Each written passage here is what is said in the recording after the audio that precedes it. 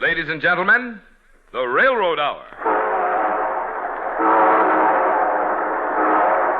And here comes our star-studded show train.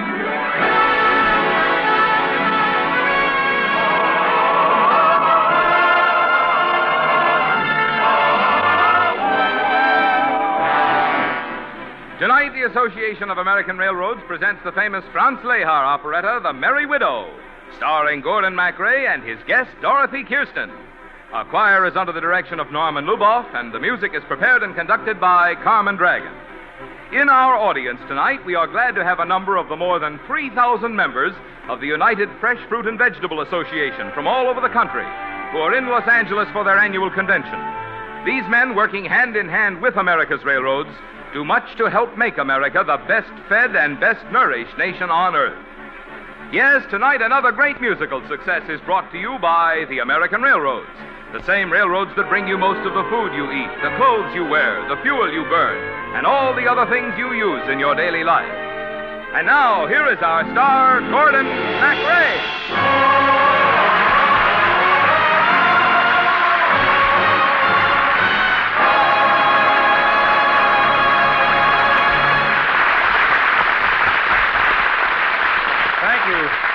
Thanks very much, Marvin Miller, and good evening, ladies and gentlemen. You say not what you may not let me hear.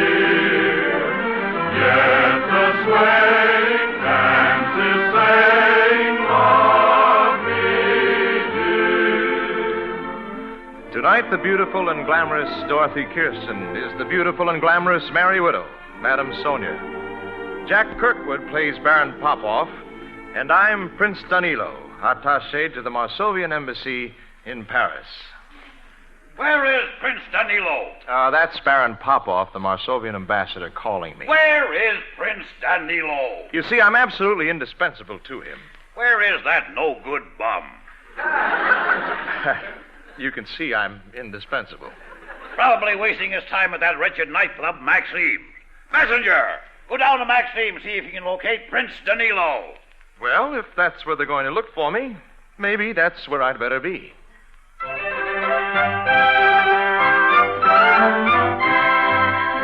My native land is calling me to come and work from 1 to 3. Though as there isn't much to do, I only come at 2:30. Diplomacy exhausts a man, and I do all the work I can, but never ever get to bed until I paint this town quite red. With all my lovely Maxim girls, I give them cash instead of pearls. So all my blondes and brunettes say, come out with us tonight and play. Dash off to Maxime's, where fun and frolic beams, while all the girls I flatter, they laugh and kiss and chatter. Lo, lo, do, do, zhoo, zhoo, glo, glo, ma, go, foo, foo. It really doesn't matter. I kiss the first at hand. And when the corks will pop, we dance and never stop. The ladies smile so sweetly, I catch and kiss them neatly. Lo, lo, do, do, zhoo, zhoo. Glo, glo, ma, go, foo, foo. Till I forget completely my dear old native land.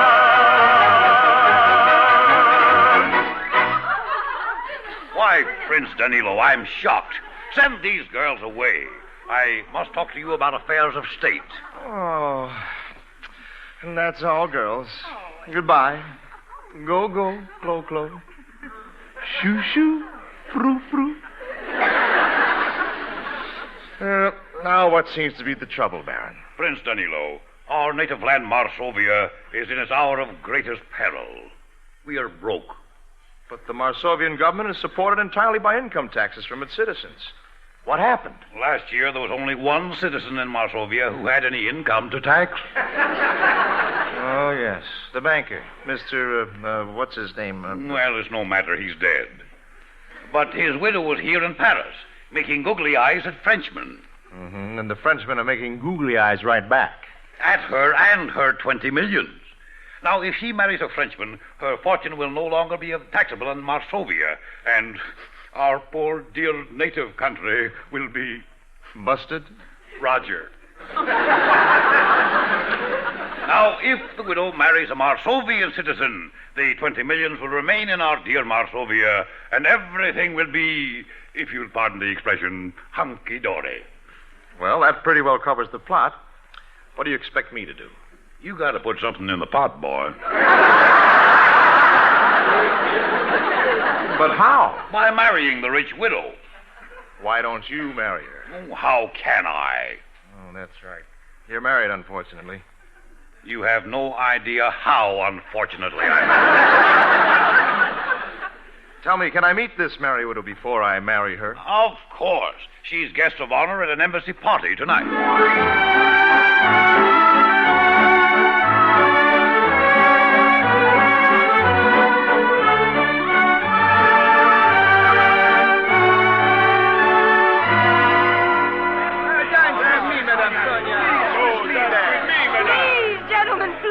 One at a time.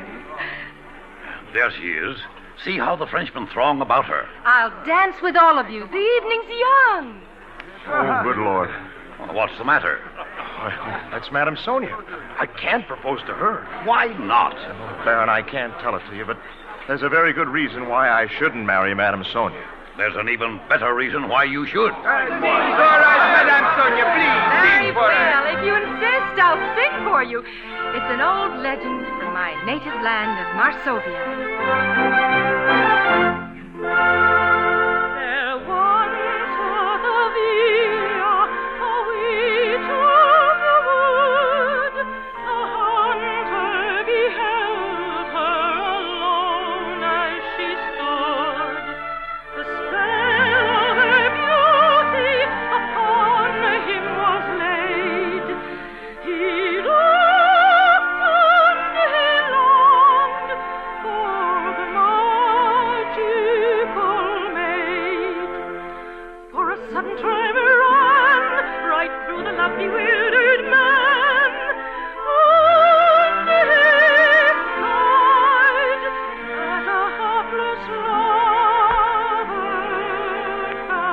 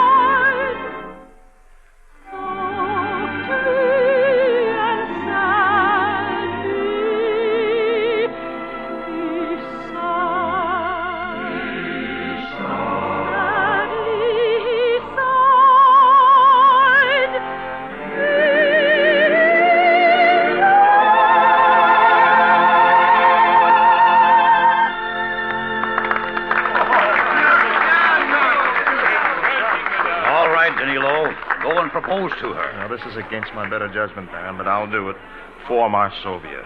Oh, it's such a charming city, this Paris. Danilo. Ah, you remember my name, Madame Sonia. I've tried to forget it. No, please, Sonia. Let's not be harsh. Harsh? After all, you left me waiting at the church. Well, it wasn't my fault. It was my uncle. Your uncle thought I wasn't good enough for you. Anyhow, I'm rich now and a widow with everything I want. Do you have love? Luckily, I don't believe in love. You believed in mine once. Now, really, Prince Danilo, do you imagine we can pick up where you left me, at the church door? But my uncle... Now that I'm worth 20 million, maybe your uncle would approve of me, huh? Oh, now, please, Sonia, try to forget the past. Waltz with me, the way you used to. Oh, come away, away, music is calling, with its magic charms enthralling. To its ringing and singing, you lift your feet, follow the time of the waltzer's beat. Oh, come away, away, music is playing, linger not vainly delaying. Take your partners while you may, come dance away until the break of day.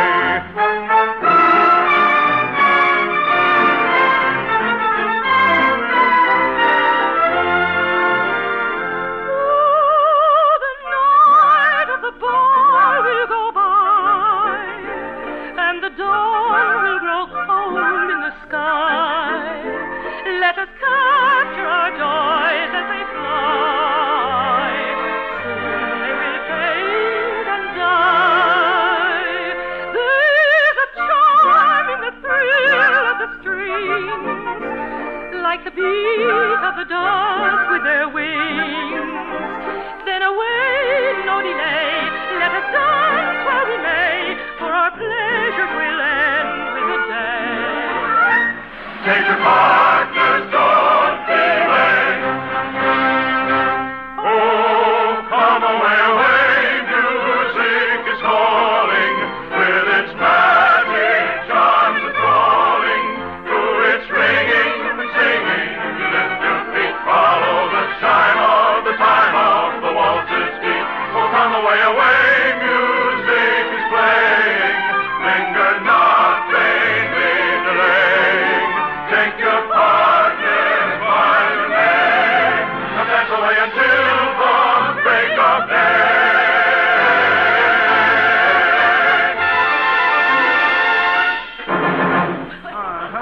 Oh, Sonia. Please, Prince Danilo, do you always kiss your partner at the end of a waltz? If I'm in love with her. Oh, come now, Danilo. You're not in love with me. You're in love with my money. You think I'm like all these Frenchmen who swarm about you. All men are alike. All right, I'll show you. May I have the next dance? If you wish. Good. I shall auction it off. You wouldn't dare. Gentlemen, your attention, please. What is this? This Prince Danilo. How many of you would like a dance with the merry widow? I have the next dance. Now, who will pay 10,000 francs for a dance with Madame Sonia? Not a single bid? Well, then, I shall have to dance with her myself. It will be your last dance with me, Danilo. Oh? For I'm marrying a Frenchman. I don't believe it. Tomorrow I shall be the wife of Monsieur de Jolidan. No. He has proposed to me, and I've decided to accept him. Well, what do you have to say to that? There's an old Marsovian song that says much more than I could say. There once were two royal children who loved when the world was so young, but never were happy together. It's just as the poet has sung. The prince never told of his passion, for very good reason, no doubt. And so the princess was unhappy, because he would never speak out. And then the princess was so cruel, when he would not ask for her hand, she promised to marry another. 'Twas more than the prince could stand. Most gracious gracious and beautiful lady, it was not a good thing to do. All women are faithless and fickle, and only a woman are you. Oh, do you suppose I am sorry? I don't mean to cry. I shall not go dreaming about you. That's what the prince said, and not I. And thus said the prince at the end. There, marry, I've finished with you. With that, the prince coolly departed. And so will I. Where are you going? I'm going away from embassies and marry widows. I'll go back to Maxime's. I've done with lovers' dreams. The girls will laugh and greet me. They will not trick and cheat me. Lo, lo, do, do, zoo, zoo. Clo, clo, mago, frou, frou. I'm going back to Maxime's. I've had enough of you. He loves me, I'm sure of it now. He loves me so, tra-la-la-la. We shall see so, tra-la-la-la-la. Wherever he may try to go, he won't escape me, no, no, no, no, no, no, no, no, no, no. She is free, so tra-la-la-la-la. Still she is free, so tra-la-la-la-la. And men may come and men may go. They will not break her heart.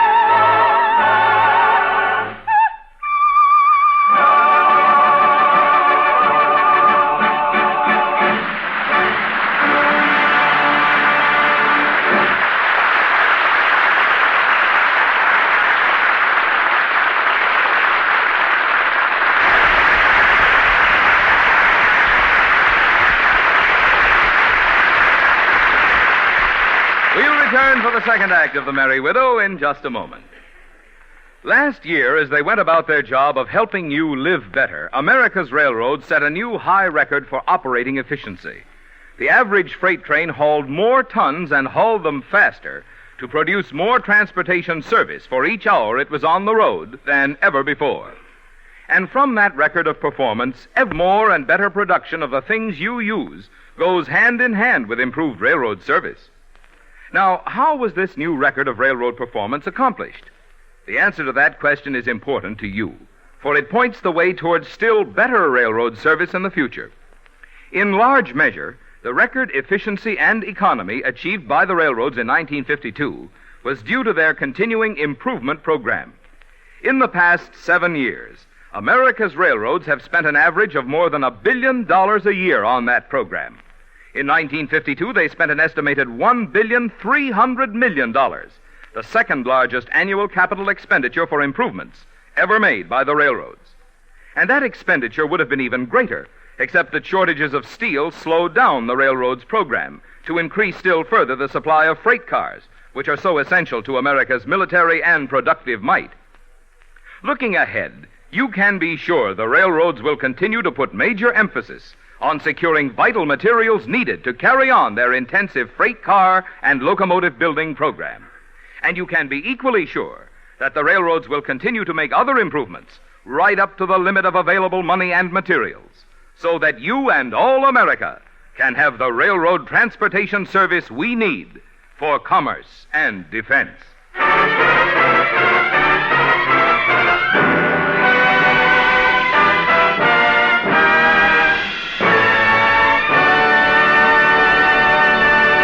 And now here's Act Two of the Lawrence and Lee version of Lehar's The Merry Widow, starring Gordon MacRae as Danilo and Dorothy Kirsten as Madame Sonia, with Jack Kirkwood as Baron Popoff.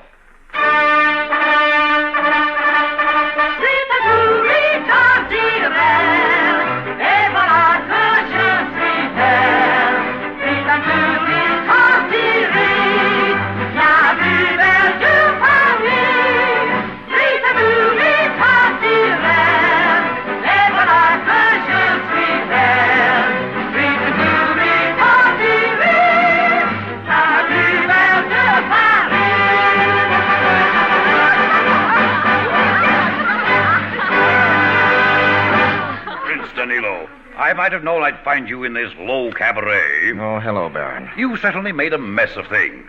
I trust you with an important mission to marry Madame Sonia and save the Marsovian treasury. And what happens? She's marrying a Frenchman tomorrow. I'm sorry I failed you, Baron, but it's impossible to figure out a woman.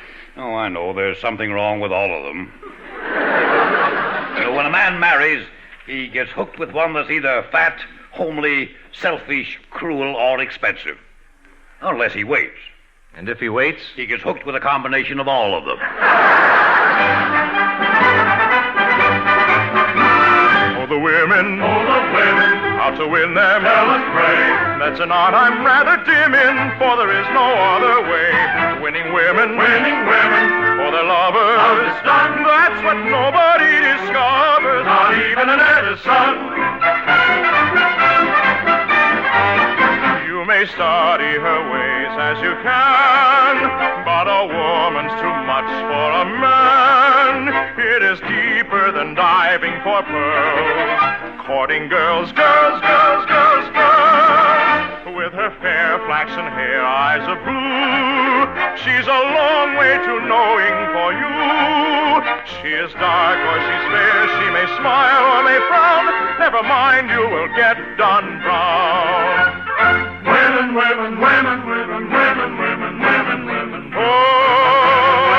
Oh, you may study her ways as you can, but a woman's too much for a man. It is deeper than diving for women, courting girls, with her fair flaxen hair, eyes of blue. She's a long way to knowing for you. She is dark or she's fair. She may smile or may frown. Never mind, we'll get done brown. Hey, most interesting observation, gentlemen. Madame Sonia, what brings you to Maxime's? I wonder, Baron Popoff, what you say about the women. Does that apply to your wife? My wife? Don't mention her hallowed name. She is a paragon of feminine virtue. Well, the paragon just ran off with a Monsieur de Jolidon. What? But he's the Frenchman you're supposed to marry tomorrow. Oh, I just made that up. Well, if my wife has run off, then I am legally divorced. How's that? Under Section 4 of the Marsovian Married Men's Protective Act. If your wife runs off with a Frenchman, you are legally divorced. How convenient. And now that I am free, I have the honor, dear lady, to ask you for your hand. In marriage? How else? Will you marry me, Madame Sonia? Before I accept, I must tell you one teensy-weensy thing. If I marry again, I lose all my property. What? All your millions? Down to the last mill. Maybe I was just a little hasty. That's no way to put some money in the pot, boy. Is it true, Sonia, you lose all your money if you marry again? Yes. Then, Well, can't you guess what I want to say? why not say it if you want to? I love you. And I love you. I've always loved you. Oh, sweetheart. Now, wait a minute. You're going to marry her without any money? Of course. The man's crazy. But you understand, I lose my money because I shall give it all to my new husband.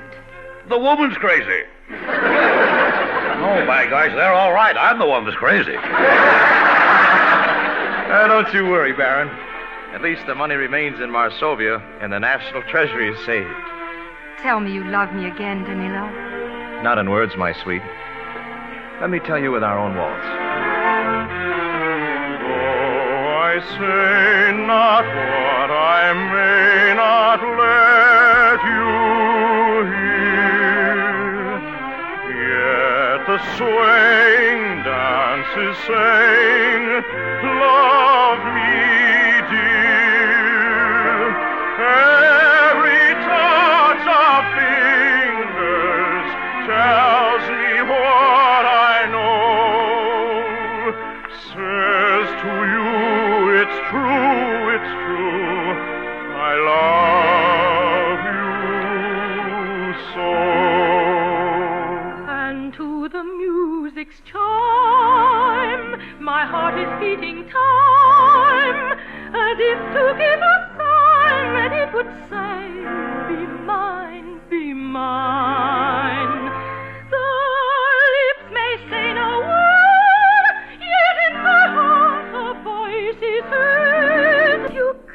cannot choose but know I love you so.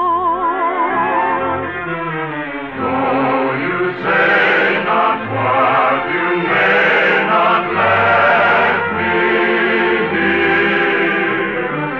yet the swaying dance is saying love me near.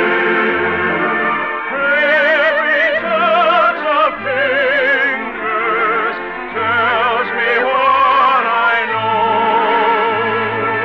Says to you, it's true, it's true. I love you.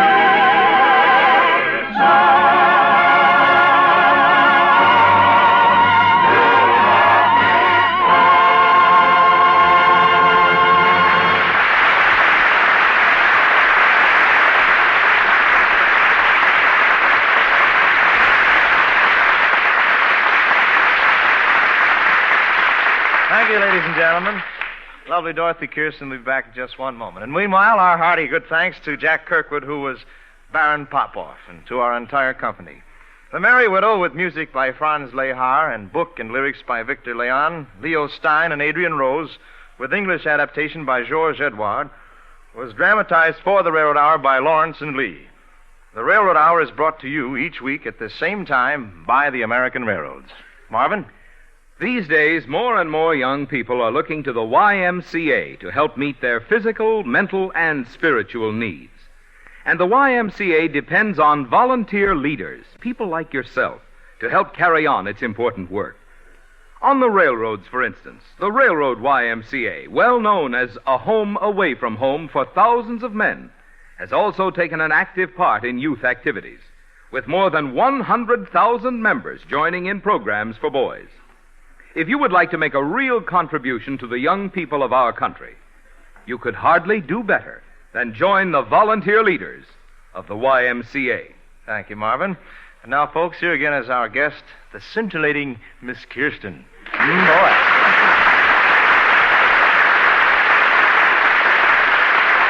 You know, Gordon, every time I sing The Merry Widow, it seems just as exciting as an opening night. Well, that's because, Dorothy, it's a score that'll never grow old. And you were wonderful. What a note you hit. What was that, a C? Well, sir, we have another great musical evening planned for next Monday night, too. Who's guesting, Gordy? Well, the charming Nadine Connor, Dorothy. And it's Rodgers and Hammerstein's musical triumph, Carousel. Can you get a merry-go-round on the showboat? Dorothy, don't you know that the railroads carry everything? Oh, excuse me. And, folks, after Carousel, we're going to give you a fine new piece of Americana, Irving Berlin's Miss Liberty, with Virginia Haskins as the girl who modeled for the mighty statue. And then, to round out February, we'll send you Sigmund Romberg's Blue Paradise and Noel Coward's Bittersweet. All aboard! Folks, it looks as though we're ready to pull out. And so until next week, and Carousel, this is your friend Gordon MacRae saying goodbye.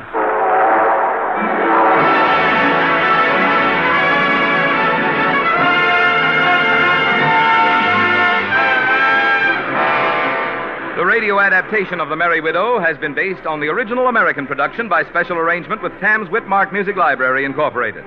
Gordon MacRae can soon be seen in the Technicolor production The Desert Song. Our choir is under the direction of Norman Luboff, and our music is prepared and conducted by Carmen Dragon. This is Marvin Miller saying goodbye until next week for the American Railroads. Now keep tuned for your Monday night of music on NBC.